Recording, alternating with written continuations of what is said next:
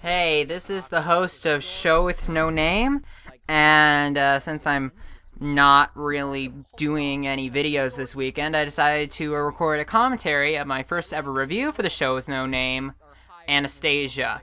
Now, actually, truthfully, when Anastasia came out at the video, as well as the Top 10 Nostalgic episodes video, I actually wasn't intending to do a regular show, but I liked both of those videos so much, and I realized that they were more like uniquely mine as opposed to me just doing other people. It's like the videos before the show's name, I admit, are all just terrible. Like, there were times when I was me doing Nostalgia Critic, there were times when me doing Buckley, and there are times when me doing like Peanut, like I'll Talk of Flame or Josh Culture, and none of them worked. None of them were good. I recommend none of those videos. But with the Show with No Name, I felt like I was actually able to carve out my own identity. And I decided to do the no name thing because I wanted to focus more on the character ethic as opposed to the personality ethic. I wanted it to, like, things that you remember me for aren't stuff like my goofy character, or like my funny name, or like the way I dress or something. Just remember me from like my opinions and who I am as a person. And one thing, and I think that does actually separate me from a lot of my contemporaries. Another thing that I feel that separates me from my contemporaries is not only am I very Christian, I'm also pretty conservative. Like, Reed and Colt are conservative.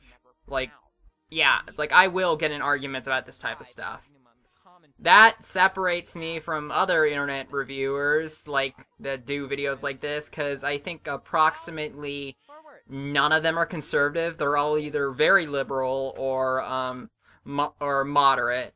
Or at least the ones I know of. You can disprove me on that one, but there is kind of a disbalance, and I don't think it's had an opportunity to come through my work in full force yet, but I just want you to know that before that actually happens. I am planning on doing a review of The Passion around Easter, and yeah, we're gonna get to stuff like that then. Okay, now, I guess I can talk about the video. It's like, oh my gosh, this quality is so terrible. It's like, not only is the audio quality pretty bad, like, I actually was able to, invest in a good quality microphone. I'm still using, Windows Movie Maker, because, honestly, it does what I need it to do. I don't need to censor anything, and it usually does what I want. I had to use the Dazzle editing software for the Meet Me in St. Louis review since there's no audio video file on it that I could download. But this one, I had to go through something particularly stupid for this one. I thought was that you could download it once you purchase it on YouTube, like you rent movies. No, it's still blocked. So what I had to do was I had to record the audio from one and record the video from another Anastasia that was in a different language, and I had to splice the two together. That's why there are so few times where I literally just show clips in the movie. It's usually just entirely just video from the movie and me talking. And that's because it was such a pain to edit, because they're both such big files. That's why this review is particularly strenuous. But I am actually really surprised when I look back how well this review holds up. There are some things I would have changed, like, for example, it's like, a lot of times the aspect ratio keeps changing around, when you go to different clips, because some of them were just clips of songs and scenes, and other ones were clips of the movie that I had to download. This is this awful thing in my older videos, but like, if it's like, I need to just force myself to take a second take and do a second take of a shot or like a piece of audio if I mess up, like even if it's a small one, because I have this weird thing where like I'm thinking like a million miles an hour in my head, and my mouth can't keep up with that. So a lot of times I just like say like 20 things at the same time. Yeah. Yeah, and this is also, I thought that for a while I started out that it was just me doing Nostalgia Chick, but no, it's kind of gone away from that, too. And, like, looking back on it, I'm not a fan of this video's editing. So little the audio was loud enough. Yeah. Okay, let's actually talk about what I think of Anastasia. Nothing about this movie has changed. My opinions about this movie have not changed in the slightest. I think that this is just a terrible, awful movie. And it was so obviously what it was. A shameless Disney knockoff failing epically. And it's like, and in the comments I have gotten a few defenders of this movie. I do not buy any of it. I just hate this movie so much. Not just because it's terrible, because it actually could have been good if they had done it right. Like, some ideas are just dead on arrival. It's like, and there's no saving it, but this could have been good. Actually, this could have been great, even, and then they screwed it all up.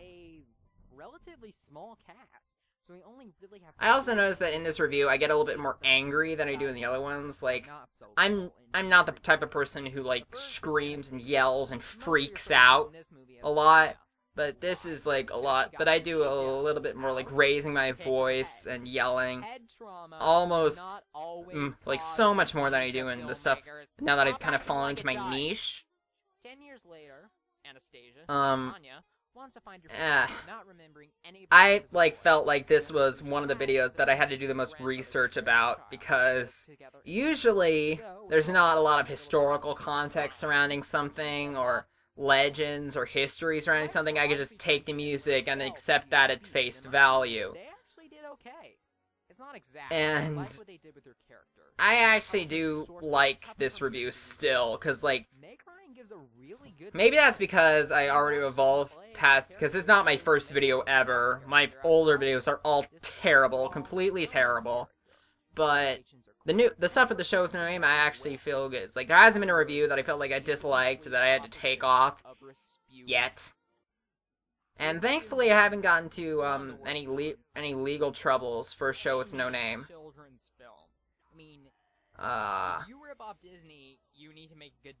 Man. Just thinking about Rasputin just makes me want to vomit. Really. It's just like, there's no reasoning for this type of thinking other than the fact that we want to make this a Disney movie. None at all. It is just, really.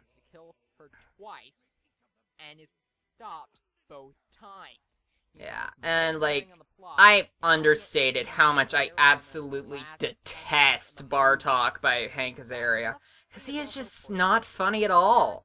It's like, and even with something like Iago, even if you found him annoying, at least he felt like he was putting energy into it. I never got that from Bartok, ever. And I actually at one point saw Bartok the Magnificent, and it was, like, the longest 60 minutes of my existence. That's like torture for me. Still not as bad as A Troll in Central Park, though. And, like, the hardest thing to think of is that out of all of his bad movies, this is one of the better ones. I would actually say that this is the best of his bad movies. Actually, I actually, like, full out like Rockadoodle. Like, I actually saw the Nostalgia Critics review of it. Later I saw it and I'm thinking, like, hey, this movie's actually okay. I like Rockadoodle. But out of the 6 ones I hate, this is probably the one I hate the least. And you compare that to some of the other ones, like Thumbelina, or Titan AE, or Troll in Central Park.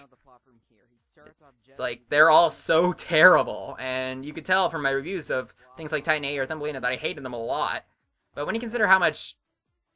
But this one is probably the best he's been in a while, and it's really bad, because Don Bluth is so much better than all of this.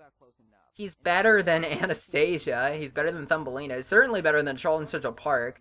Troll in Central Park, it just felt like a dull burn the entire time. It felt like it felt like somebody was just like standing on my foot. It was someone really heavy for like 2 hours, and it wasn't allowed to let go. But something like Thumbelina is just like getting punched in the face with awfulness. Man, the editing. Like, I didn't even know then that you could fade out music, so the editing's kind of jerky and jarring. The way that works.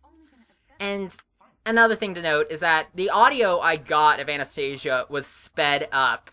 And I tried to do mathematical calculations to make them the right length, but it didn't start and end at the same place. So I just kind of had to eyeball it the best I can. And no matter how many times I see it, I keep convincing myself that that either the sound is lagging or the sound is too fast. Yeah. And also, one thing I noticed is that there's way too many different music samples in this one. Usually, like, I limit myself to 5 per music video. We got the intro one, which is usually just any pop song I'm thinking of at the time.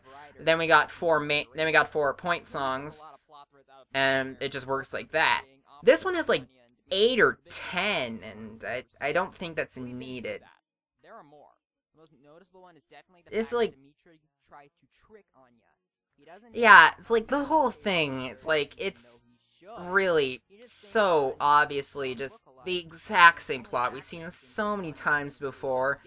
We've seen this plot in Aladdin. I would also like to note, we've seen basically the same thing. Yeah. And I also noticed, like, I guess I could also talk about the voice actors in this movie. Meg Ryan's fine. I actually wasn't able to immediately guess it was Meg Ryan or something. The only real experience I ever had watching Joan Cusack was 1408. I think he did okay in 1408. I actually do think he's better of a voice actor, because the impression I get, it's like, he's good as a voice actor, but the impression I get from his like acting when it comes to facial expressions is kind of like a greasier Bill Murray. Yeah. I also heard that, like, one of the reasons why it was toned down so much is that no one wants to talk about communism. The ending of this movie really? is horrible. It has again, another wonderful edit right there. It's like, it feels like I literally cut myself off in the middle of a word. Oh, and another thing, I got this, weird, like, it wasn't a, copyright strike, it was a content claim thing about, me using I'm With You by Avril Lavigne at the end. Really? Because I would think I would get in more trouble for using movie footage, but for almost every other chance, it was about, the, content claims were about music or music videos. That's why, like, I always had to reflect them. This isn't my favorite of the older reviews. My favorite of the older reviews is probably Ringu versus The Ring. But, once again, I'm surprised at how well this review holds up. Yeah. Yeah, that's like... It's like they never explicitly state that that decision is made, but that decision is made. They're condemning everybody else with just communism forever. The Cold War, blame it on Anastasia and Dimitri. Another thing I noticed, they spelled Dimitri's name wrong. Dimitri is spelled the actual Russian name Dimitri is spelled D-M-I-T-R-I. They put D-I-M-I-R-T-I. No, I-T-R-I. And, yeah.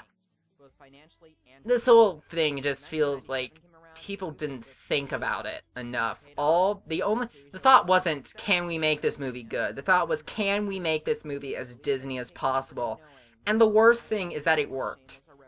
It worked, and that's awful. You know, the funny thing is that I was actually planning on having the next one be a Thumbelina review, but problems came up, and it just couldn't work out. But it did come later. Yeah, this is also before I learned that you can scroll! Yeah. Yeah. But overall, I still think that this review does hold up a lot better than I thought it would.